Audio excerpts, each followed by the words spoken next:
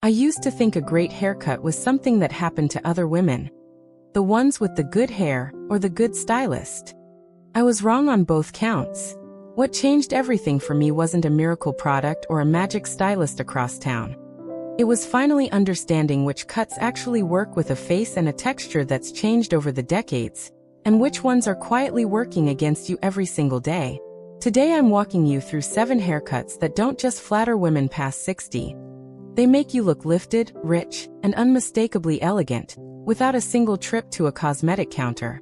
I researched the best haircuts and styling fixes for women over 50 so you get real answers, not guesswork. If you haven't subscribed yet, do it now. I cover this every single week. Part 1. The layered lob that lifts your whole face. Here's something almost nobody tells you. The single biggest reason a haircut ages a woman past 60 has nothing to do with gray hair, and everything to do with weight. Heavy, blunt, one-length hair pulls the face down. It drags at the jaw, flattens the crown, and makes even a naturally lifted bone structure look tired by 3 p.m. And here's the part that stings a little. Most women don't even choose that heavy length on purpose.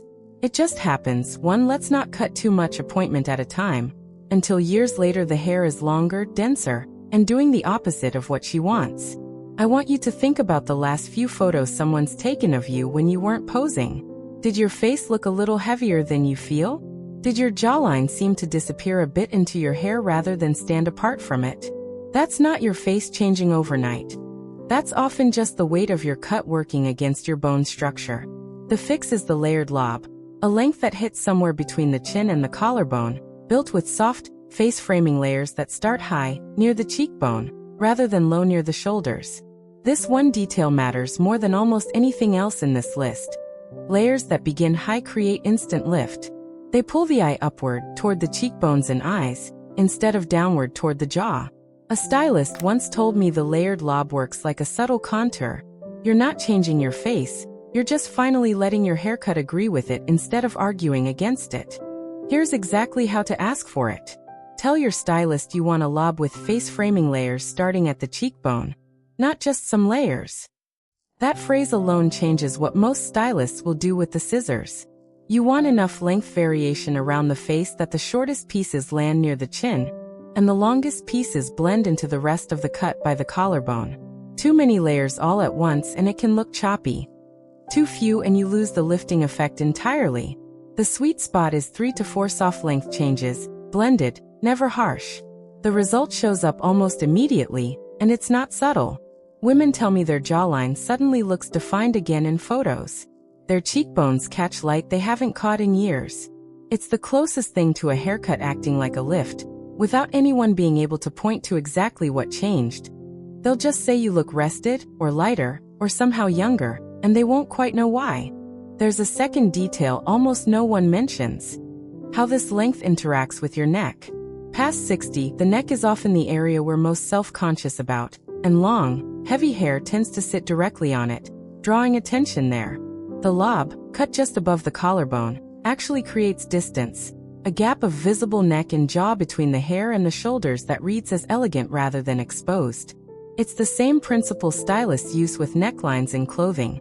A little visible space can be more flattering than full coverage. I also want to be honest about styling, because a great cut still needs 5 minutes of the right technique to look its best. Rough dry the lob with your fingers lifting at the root, then finish with a large barrel iron only on the face framing pieces. You don't need to curl the whole head, just those few strands near the cheekbone, angled slightly away from the face. That's the whole secret. 2 minutes, 2 pieces of hair, and the entire effect clicks into place. Before. Hair falling heavy and blunt at one length past the shoulders. Weight pulling the whole face downward, jawline lost in the density. After. A collarbone length lob with high face framing layers, cheekbones and jawline suddenly visible and lifted, the whole face reading brighter and more awake. But the lob only solves one problem, the weight problem. There's a completely different mistake waiting in the next cut. One that has nothing to do with length, and everything to do with a single piece of hair most women trim without thinking twice about.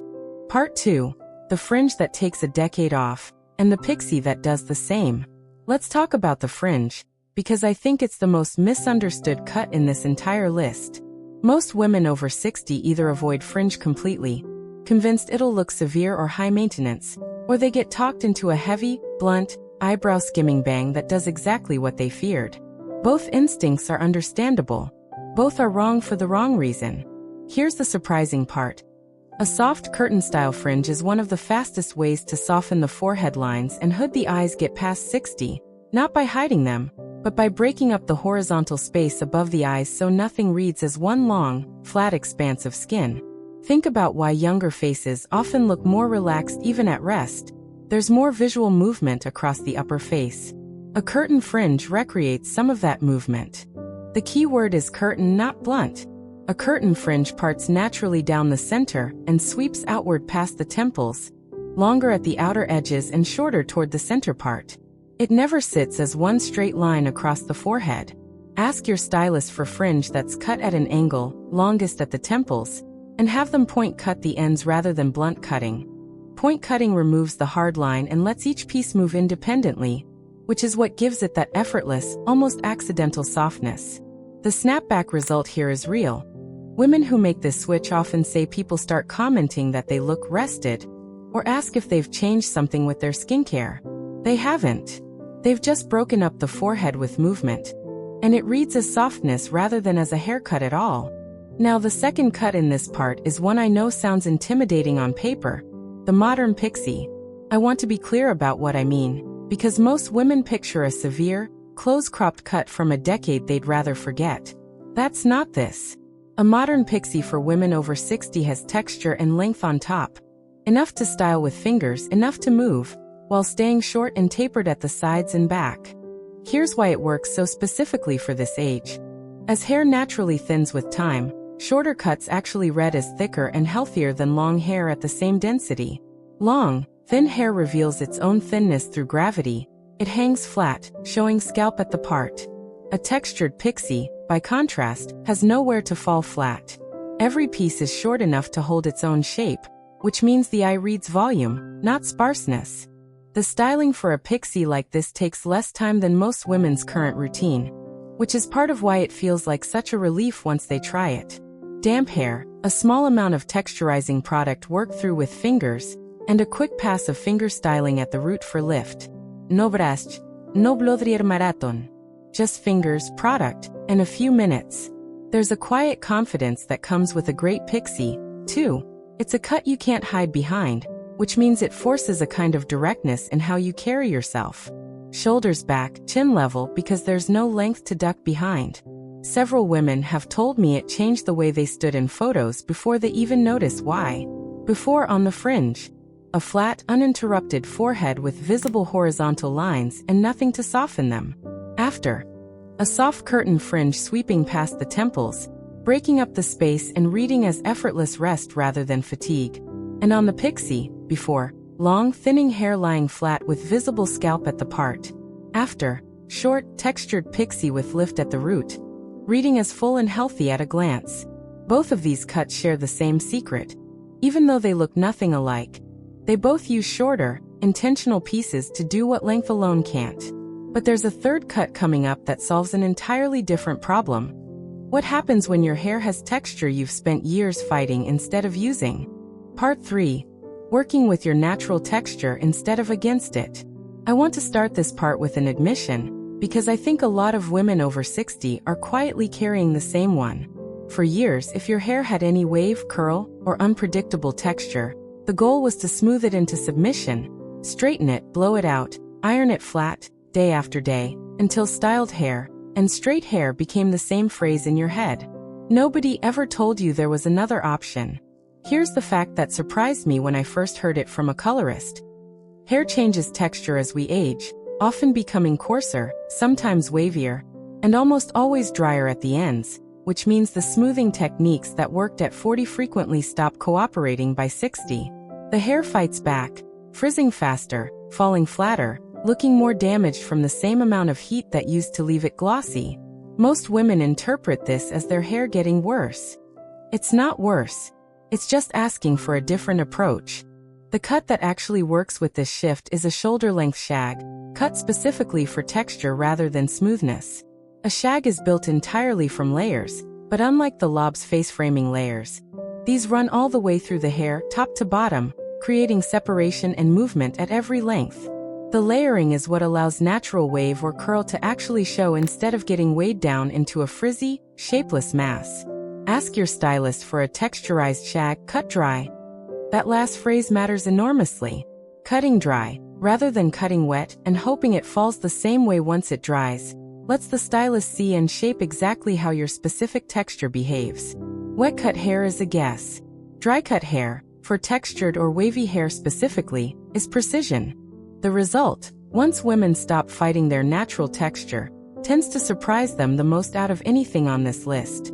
The hair looks less done in the most flattering sense. Less like it required an hour of effort, more like it simply happens to fall beautifully. That effortless quality reads as expensive. It reads as the kind of hair you'd see on someone leaving a salon in a city where a blowout costs 3 times what it does at home, even when it took you 5 minutes with a diffuser. That's the real secret behind this cut. Undone doesn't mean unkempt when the layering is doing the work. A shag with the right internal layers holds its shape even as the texture moves throughout the day, which means it looks intentional at 8 a.m. and still looks intentional at 6 p.m. without a single touch-up. For styling, the goal is enhancing texture, not creating it from scratch. A lightweight curl cream or texturizing spray applied to damp hair, scrunched gently from the ends upward, then air-dried or diffused on low heat. No flat iron. No round brush. The entire point of this cut is to stop forcing your hair into a shape it doesn't naturally want, and let the cut itself do the shaping instead. Before, hair blown straight and smooth every day, natural texture suppressed, requiring daily heat styling to maintain a flat, uniform look that often falls limp by afternoon. After, a texturized shag that works with natural wave, styled in minutes, holding shape and movement all day without a single pass of a flat iron. Once your texture is finally working for you instead of against you, there's one more piece of the puzzle almost nobody talks about, and it's not a cut at all, at least not at first. It's about what happens at the root, and why the next 2 cuts in this list depend on getting that part right before anything else matters. Part 4. What's happening at your crown, and the 2 cuts that fix it. If there's one area of the head that quietly sabotages every other styling effort past 60, it's the crown. Here's the fact that surprised me most in researching this. Hair density at the crown often decreases faster than anywhere else on the scalp as we age, which means even a beautifully cut length can look flat and lifeless within an hour if the crown itself has no volume to build from. You can have the best lob, the best fringe, the best shag in the world, and if the crown is flat, the whole style reads as tired by lunchtime. I think most women blame their products at this point. More mousse, a different volumizing spray, a new dry shampoo. But if the cut itself isn't built to create lift at the root, no product is going to fix it. You're pouring water into a bucket with a hole in the bottom. The first cut that solves this is the volumizing bob, and it's different from a standard bob in one crucial way. Internal layering concentrated at the crown, rather than layers distributed evenly through the whole head. Ask your stylist for point cutting at the crown to build internal lift. This removes weight specifically at the root, which is the opposite of what most bobs do. Most bobs are cut for a smooth, even silhouette. This one is cut to create a built-in bump at the root, so volume happens automatically, without a round brush or a teasing comb. The second cut for this same problem is a shorter, cropped bob with a deliberately asymmetric part, moving the part a full inch or 2 off-center rather than down the middle. This does something clever. A deep side part naturally creates the illusion of more volume at the crown because it forces the hair to fall at an angle rather than lying flat and symmetrical. It's the same principle a good tailor uses with an asymmetric hemline. Asymmetry catches the eye and reads as more dynamic than anything perfectly even. The snapback moment with both of these cuts tends to happen the very first time someone catches their reflection in a shop window or an elevator mirror, unposed. Women describe a genuine double take, not recognizing themselves for half a second because the whole silhouette looks lifted, rounder at the top, sharper through the jaw. That's the crown doing its job, finally, instead of fighting an uphill battle against gravity all day. Styling either of these takes almost no time once the cut is right, which is really the whole point. Apply a small amount of root-lifting mousse at the crown only, on damp hair, then dry with your head tipped slightly forward for the first minute. That's it. That's the entire trick. The cut does the rest. You're not fighting your hair into volume with 15 minutes of a round brush. You're simply activating what the cut was built to do. There's something else worth saying here. A lifted crown changes posture, oddly enough. Several women have told me that once their hair had real volume at the root, they found themselves standing a little taller without thinking about it. As if the hair gave them permission to hold their head up the way they wanted to all along. I don't think that's a coincidence. When the top of your silhouette looks confident, the rest of you tends to follow. Before, flat, compressed hair at the crown with no root lift, the whole style reading tired and deflated by midday regardless of length or color. After, a volumizing bob or asymmetric cropped bob with deliberate internal lift at the root, holding shape and volume from morning through evening without a single touch-up. We've covered lift, softness, texture, and volume. But there's one haircut left, and it might be the most surprising one on this entire list, because it's not really about the cut itself. It's about the one shape almost every woman over 60 is told to avoid, and why that advice is actually backwards. Part 5. The long layers nobody tells you that you can still wear. I've saved this one for last on purpose, because it's the piece of advice I disagreed with the most before I actually looked into it properly. Somewhere along the way, cut it short after 60 became an unofficial rule, repeated so often, by so many people, that most women accept it without ever asking why. And here's the surprising truth. There's no actual evidence that long hair ages a woman past a certain point. What ages a woman is long hair with no shape, no layers, and no life left in the ends. The length was never the problem. The neglect was. If you've been quietly mourning the idea that long hair is off the table for you now, or if you cut it short years ago because someone convinced you it was simply what you do at this age, I want you to sit with that for a second. That decision may have had nothing to do with what actually flatters you. The cut that makes long hair work past 60 is long layers, cut generously throughout the length, not just at the ends but starting as high as the cheekbone and moving all the way down, similar in spirit to the lob from part 1 but carried through much longer hair. The critical difference from the long hair ages you mistake is weight distribution. Long hair without layers holds all its weight at the bottom, which drags everything downward, including your expression. Long hair with generous layers redistributes that weight throughout the length, so it moves, bounces, and catches light the way healthy hair actually does, regardless of how long it is. Ask your stylist for long layers starting at the cheekbone, face framing through to the ends. And be specific that you want movement built in, not just length removed. This is not a trim. This is a genuine reshaping of how the hair falls, even if the overall length barely changes.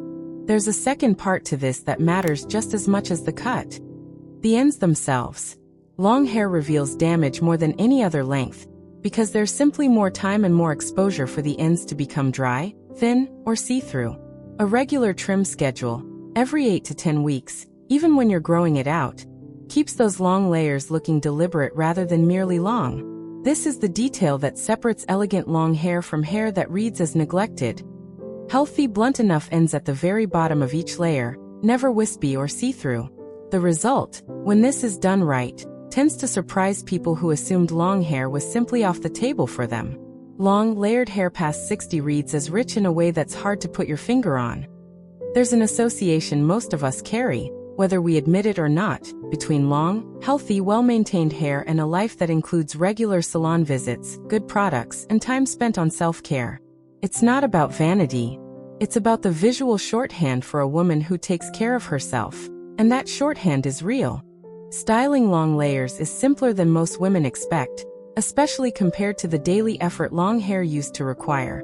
A leave-in treatment focused on the ends, a loose braid overnight for natural wave, or a few large barrel curls through just the bottom third of the hair in the morning.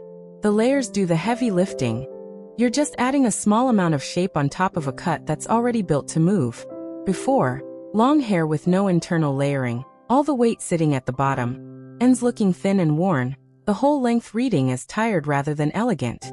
After, long hair with generous layers starting at the cheekbone, movement and bounce throughout, healthy trimmed ends, reading as rich, deliberate, and cared for. Look back at everything we just covered. The lob that lifts your whole face, the fringe and pixie that soften and thicken at once, the shag that finally lets your natural texture work for you, the bob that fixes a flat crown from the root, and the long layers you were probably told to give up too soon. None of these require you to become someone new. They just require the right shape, asked for the right way, by someone who understands what your hair is actually doing at this stage of your life. That's not vanity. That's just finally getting a haircut that's on your side. So tell me honestly in the comments, which one of these 7 have you been avoiding, and why? Next week I'm breaking down the exact words to use with your colorist, so you never leave the chair with a color that washes you out again. Like this video, subscribe to Timeless Wisdom Path, and I'll see you in the next one.